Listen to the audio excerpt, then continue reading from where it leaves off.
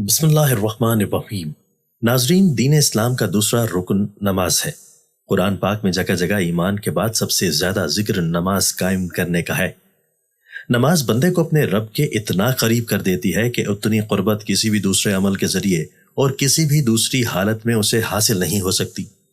نماز قائم کرنے کی بدولت ہی مسلمان اللہ کی یاد اور اس کی ہم کلامی جیسی نعمتوں سے فیض یاب ہوتا ہے۔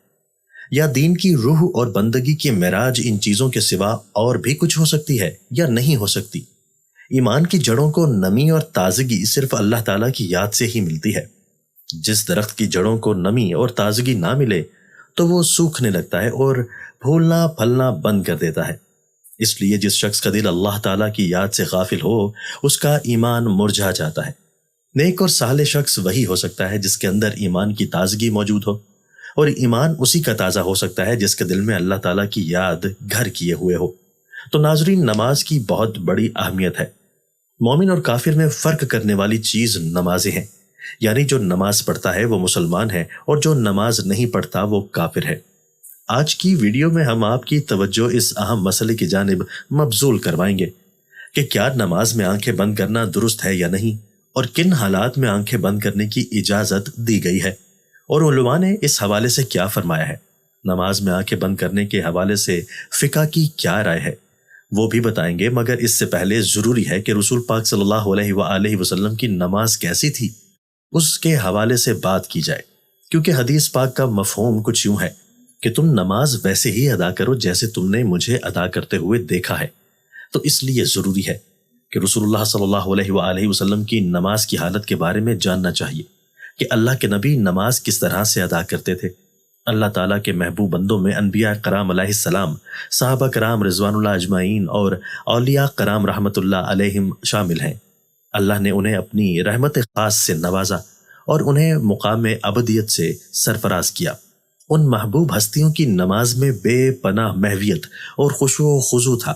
رسول اکرم صلی اللہ علیہ وآلہ وسلم اعلان نبوت سے پہلے بھی غار ہرا میں کافی زیادہ عبادت الہی میں مصروف رہے، مگر جب آپ صلی اللہ علیہ وآلہ وسلم نے اعلان نبوت فرمایا تو آپ صلی اللہ علیہ وآلہ وسلم کو نماز کا حکم ملا، اور آپ صلی اللہ علیہ وآلہ وسلم اس پر کار بند ہو گئے۔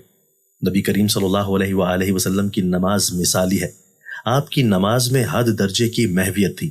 آپ صلی اللہ علیہ وآلہ وسلم نفلی نمازوں میں بھی خشیت الہی سے اشکبار ہو جاتے تھے، اور اللہ تعالیٰ سے اتنی لگن اور محبت سے متوجہ ہوتے کہ دنیا کے ہر خیال سے بے نیاز اور بارگاہ رب العزت سے بالکل قریب ہو جاتے۔ اللہ تعالیٰ کے حضور آپ صلی اللہ علیہ وآلہ وسلم جیسی قابل اور مقبول نماز نہ کوئی پڑھ سکا اور نہ کوئی پڑھ سکے گا۔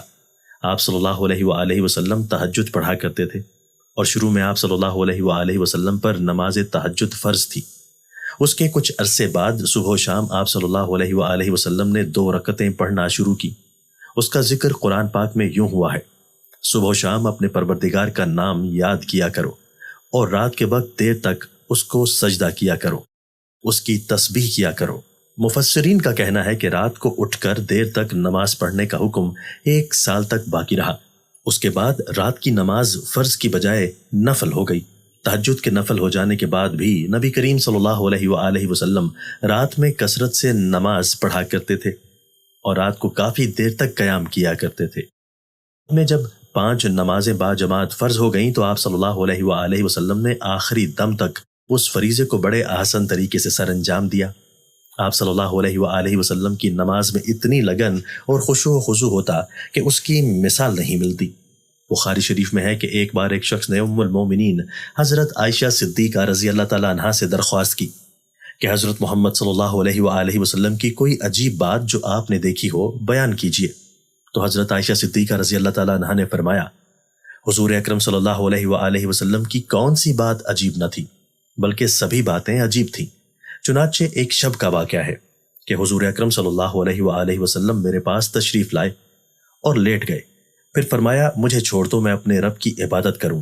یہ فرما کر نماز کے لیے کھڑے ہو گئے اور رونا شروع کر دیا، یہاں تک کہ آنسو بہہ کر سینہ مبارک تک آ گئے۔ پھر رکوع کیا اور رکوع میں بھی اسی طرح روتے رہے، پھر سجدے میں بھی روتے رہے۔ اس کے بعد سجدے سے سر اٹھایا تو اس وقت بھی روتے ہی رہے، یہاں تک کہ حضرت بلال رضی اللہ تعالیٰ عنہ نے آ کر فجر کی نماز کے لیے آواز دی۔ میں نے عرض کیا یا رسول اللہ صلی اللہ علیہ وآلہ وسلم، آپ اس قدر روتے ہیں جبکہ آپ معصوم ہیں، تو حضور صلی اللہ علیہ وآلہ وسلم نے فرمایا تو کیا میں شکر گزار بندہ نہ بنوں؟ نبی کریم صلی اللہ علیہ وآلہ وسلم نے نماز کے لیے بہت سی تکالیف بھی برداشت کی۔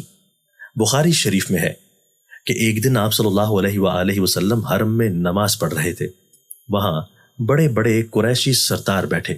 ابو جہل نے کہا کہ کاش اس وقت کوئی جاتا اور اونٹ کی اوجڑی نجاست سمیت اٹھا لاتا، اور محمد صلی اللہ علیہ وآلہ وسلم جب سجدے میں جاتے تو ان کی گردن پر ڈال دیتا۔ عقبہ نے ابو جہل کی خواہش کے مطابق ایک بڑے اونٹ کی اوجڑی لا کر آپ صلی اللہ علیہ وآلہ وسلم پر ڈال دی، اور نبی کریم صلی اللہ علیہ وآلہ وسلم کو بہت تکلیف اٹھانا پڑی۔ مسلم شریف میں ہے، حضرت حذیفہ رضی اللہ تعالیٰ عنہ سے مروی ہے کہ ایک رات مجھ کو حضور اکرم صلی اللہ علیہ وآلہ وسلم کے ساتھ نماز پڑھنے کا اتفاق ہوا۔ حضور اکرم صلی اللہ علیہ وآلہ وسلم نے سورہ بقرہ شروع کی۔ میں نے سمجھا آپ صلی اللہ علیہ وآلہ وسلم 100 آیتوں تک پڑھیں گے، لیکن جب آپ اس کو پڑھ کر آگے بڑھے تو میں نے دل میں کہا شاید آپ پوری سورت ایک ہی رکعت میں ختم کرنا چاہتے ہیں۔ پھر جب آپ صلی اللہ علیہ وآلہ وسلم نے سورہ بقرہ کو ختم کیا تو میں نے خیال کیا اب آپ رکوع کریں گے، لیکن آپ صلی اللہ علیہ وآلہ وسلم نے سورہ آل عمران شروع کر دی اور وہ بھی ختم ہو گئی تو سورہ نساء شروع کر دی۔ حضور اکرم صلی اللہ علیہ وآلہ وسلم بہت ٹھہر ٹھہر کر اور نہایت سکون و اطمینان سے قرات فرما رہے تھے، اور ہر آیت کے مضمون کے مطابق درمیان میں تسبیح اور دعا کرتے جاتے تھے۔ اس کے بعد حضور اکرم صلی اللہ علیہ وآلہ وسلم نے رکوع کیا، رکوع میں بھی قیام کے برابر کھڑے رہے، پھر سجدہ کیا اور سجدے میں بھی اسی قدر دیر فرمائی۔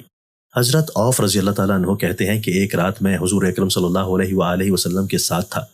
حضور اکرم صلی اللہ علیہ وآلہ وسلم نے مسواک یا وضو فرمایا اور نماز کے لیے کھڑے ہو گئے۔